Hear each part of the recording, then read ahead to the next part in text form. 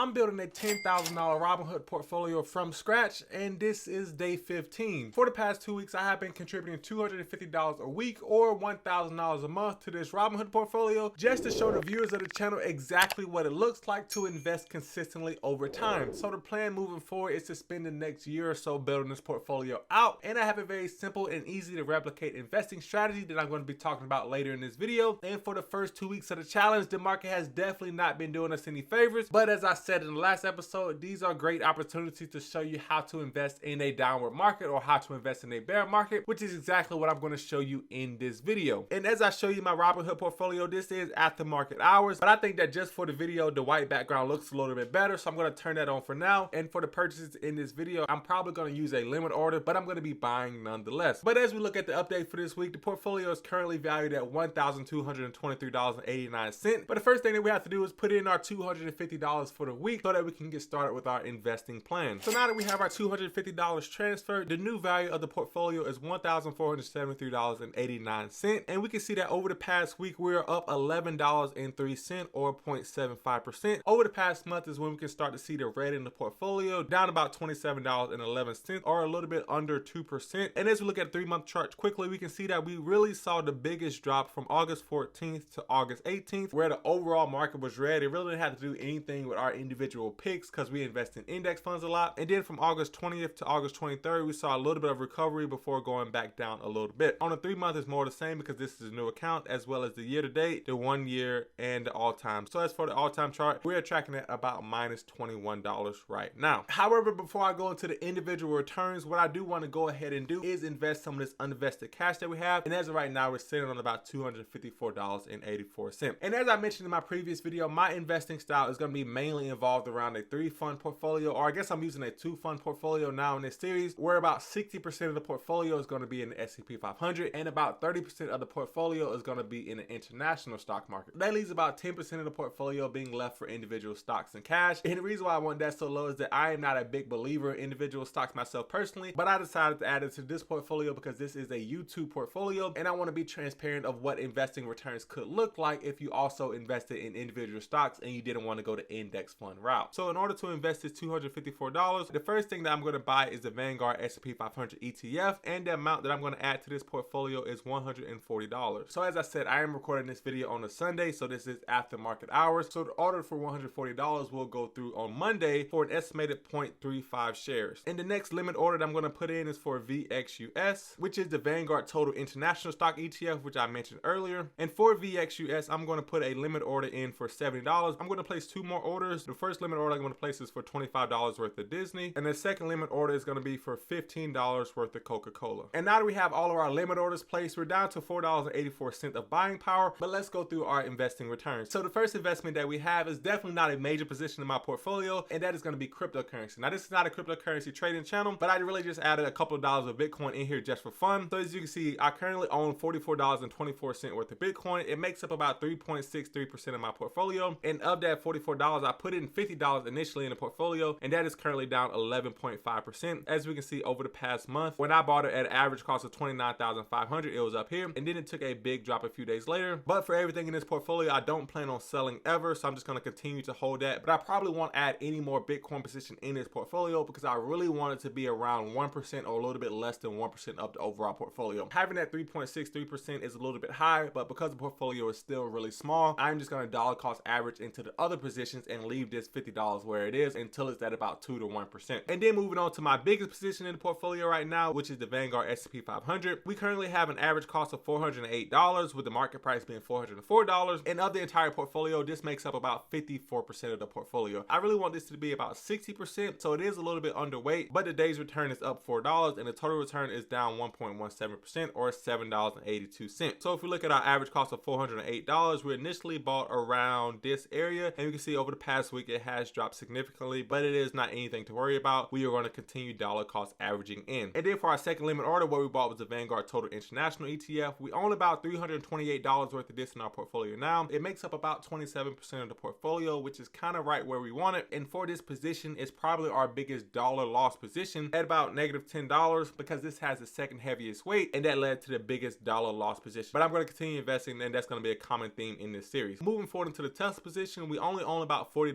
$100 at an average cost of $242. This position is down 1.32%. Then we go into Apple, which we own $55 worth at $177 average cost. This is actually our first positive position at 0.83%, and it looks like most of that actually came on the day or last Friday at a gain on the day of 1.25%. And if we look at this chart on the month, we bought at 177, which is around this low point here, and then we can see the recent push on August 25th. Our next position is in Walmart. We own about $50 worth of Walmart, only down about 40 cents or 0.8%. Moving forward to our next position, which is Disney, only own $27 worth of Disney, down almost 10% on Disney. Wow, I didn't know it was down all that much. And if we look at the last week, we bought at $92, which is honestly at the peak, so we bought at the absolute worst time, and then we can see the drop since then. Nothing to worry about for me. I only own $27 worth, so we're just going to continue investing in that. And then if we look at Coca-Cola, we have about $15 worth of Coca-Cola, and as I mentioned earlier, we have bought a little bit more of this, down only 2 cents on here. So as the overall portfolio is near $1,500, I do think that we are investing in a little bit of a bear market right now. So we are going to be continuing investing as some of the stocks continue to drop. But my plan going forward for this portfolio is just to continue buying. I am investing money that I don't need on a day-to-day basis. So I personally see myself as buying these stocks on discount. I am buying them as they are going on sale, and I plan on holding them for years and years to come. So ideally, once the challenge is complete and I build this portfolio to $10,000, what I would then do is transfer all of the stocks that I hold in this portfolio into my main Fidelity portfolio that I talked about in previous videos. But as of right now, I have no intention of not investing money or pulling money out of the portfolio just because it is dropping in the short run. One of the main points that I always make on this channel is to invest whether the market is up or whether the market is down. One of the ways to get the best returns in the stock market is to consistently invest and to just dollar cost average your way into positions. Hopefully I'm able to use this challenge as an example of how you should invest, even if you are a little bit scared, so that you can live vicariously through my portfolio, and it may motivate you to get your own portfolio. Ideally, this portfolio should be at $10,000 in 10 months if I'm investing $1,000 a month, but at the rate we're going, it may take 11 months or 12 months if the stock market continues to drop in the short run. And moving forward from that, I may even make this a longer term series if I don't transfer the money into Fidelity after it reaches $10,000, and I may then try to build a portfolio to $25,000 or even to $50,000 or to $100,000 if the challenge continues to do well for the YouTube channel. So I hope you appreciate this transparency. I literally am making this portfolio specifically for YouTube and putting money into it every week just because you guys like this video. And if you do like this video, then hit that subscribe button, as I will be making a new one every single week. And if you do decide to stick around and join the community, I will see you in the next one, guys.